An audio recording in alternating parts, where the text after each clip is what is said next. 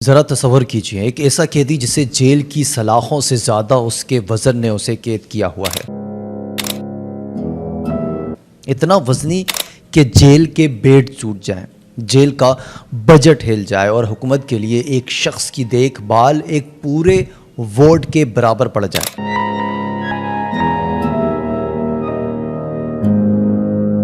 جی ہاں، یہ کوئی فلمی کہانی نہیں بلکہ یورپی ملک اسٹرایا کی حقیقت ہے، جہاں دنیا کا سب سے وزنی قیدی نے جیل انتظامیہ کو ہلا کر رکھ دیا ہے۔ آخر یہ شخص کون ہے، اس کا جرم کیا تھا اور روزانہ اس پر کتنے لاکھوں روپے خرچ ہو رہے ہیں؟ آئے اس حیران کن واقعے کی کہانی جانتے ہیں۔ انفو ٹرینڈ ٹی وی کے تمام دیکھنے والوں کو السلام علیکم، میں ہوں کاشف رضا۔ امید کرتے ہیں آپ سب خیریت سے ہوں گے۔ دنیا بھر کی جیلوں میں قیدیوں کے بارے میں آپ نے کئی کہانیاں سن رکھی ہوں گی۔ کوئی خطرناک قاتل ہوتا ہے، کوئی دہشت گرد، تو کوئی ڈرگ لارڈ۔ لیکن کیا آپ نے کبھی سوچا ہے کہ دنیا کا سب سے وزنی قیدی کون ہے؟ اور کیا آپ کو معلوم ہے کہ اس ایک قیدی کی وجہ سے ایک پورا ملک کس طرح مشکل میں پڑ گیا ہے؟ یہ کہانی ہے یورپی ملک اسٹرایا کی، جہاں ایک سزا یافتہ قیدی اپنی غیر معمولی جسامت اور وزن کی وجہ سے جیل انتظامیہ کے لیے سب سے بڑا امتحان بن چکا ہے۔ رپورٹ کے مطابق اس قیدی کا وزن تقریباً 300 کلو گرام ہے۔ جی ہاں، 300 کلو۔ اور یہی وجہ ہے کہ یہ قیدی عام جیل میں رہ ہی نہیں سکتا۔ اسے نہ تو عام بیڈ برداشت کر سکتا ہے، نہ عام خوراک اس کے لیے کافی ہے، اور نہ ہی عام سہولیات۔ چلیں پہلے یہ جان لیتے ہیں کہ آخر یہ قیدی کس جرم میں قید ہوا۔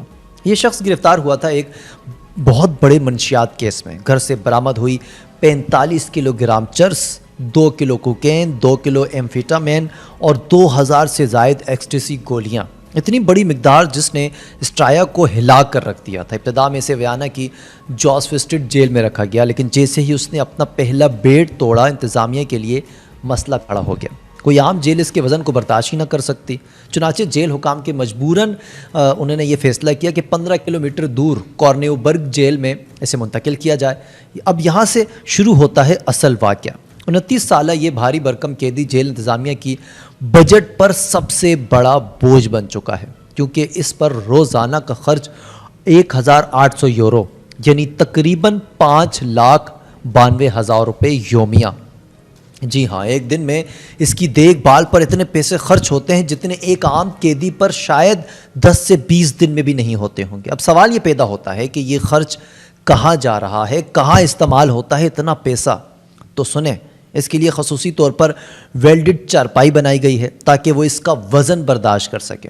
اس کی خوراک، دوا اور روزمرہ کی ضروریات کے لیے الگ ہی انتظام کر رکھا ہے، اور سب سے بڑھ کر اس کے پاس تعینات ہیں نرسز جو 24 گھنٹے اس کی نگرانی کرتے ہیں۔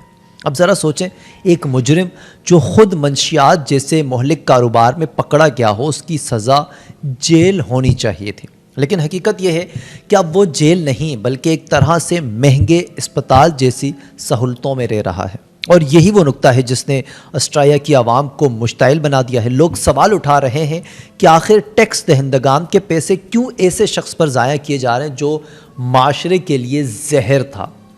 کیا یہ انصاف ہے کہ ایک عام شہری محنت کرے، ٹیکس بھرے اور اس کا پیسہ ایک سزا یافتہ مجرم پر لگے؟ جیل انتظامیہ کے مطابق اس قیدی کی روزمرہ ضروریات پر 6 لاکھ روپے یومیہ خرچ ہو رہے ہیں۔ سوچیں، صرف ایک دن میں اتنی رقم، اور اگر سال بھر کا حساب لگایا جائے تو یہ اخراجات 20 کروڑ روپے سے بھی زیادہ بنتے ہیں۔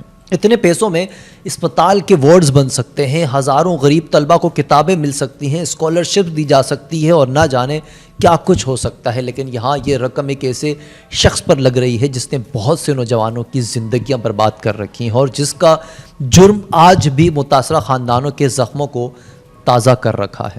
یہ وہ نقطہ ہے جس نے اسٹرایا میں عوامی غصے کو بڑھا دیا ہے۔ لوگ سوال کر رہے ہیں، یہ سزا ہے یہ سہولت؟ دنیا کے دوسرے ممالک میں بھی ایسے کیسز سامنے آتے ہیں۔ امریکہ میں کئی بار موٹاپے کے شکار قیدیوں کے لیے اسپیشل بیڈ اور ویل چیئرز منگوانی پڑی۔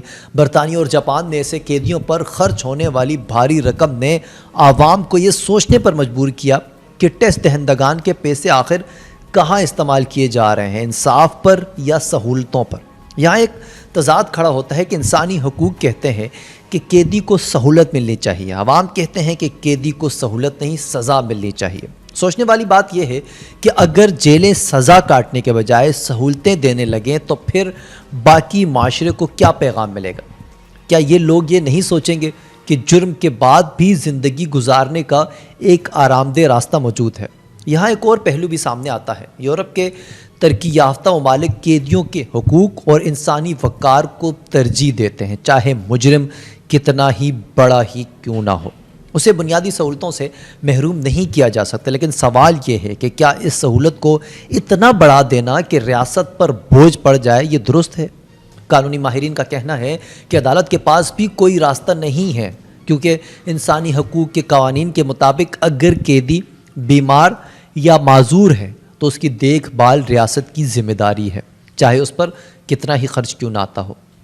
اب آئیں سوچتے ہیں ذرا گہرائی میں۔ ایک طرف یہ شخص ہے جو جیل میں بھی اپنی جسامت کی وجہ سے خاص ہے، دوسری طرف وہ تمام قیدی جو عام سی سہولیات میں اپنی سزا کاٹ رہے ہیں۔ کیا یہ نظام میں عدم توازن نہیں ہے؟ کیا جرم کی سزا سب کے لیے برابر نہیں ہونی چاہیے؟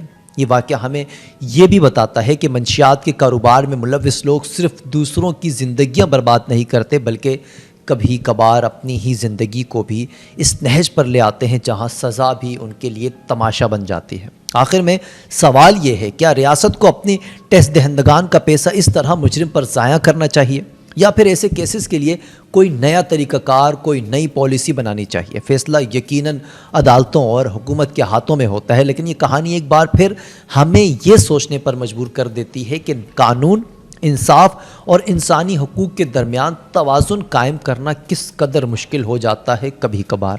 یہ کہانی محض ایک قیدی کی نہیں بلکہ ایک ایسے نظام کی ہے جو جرم کی سزا اور انسانی وقار کے درمیان الجھا ہوا ہے۔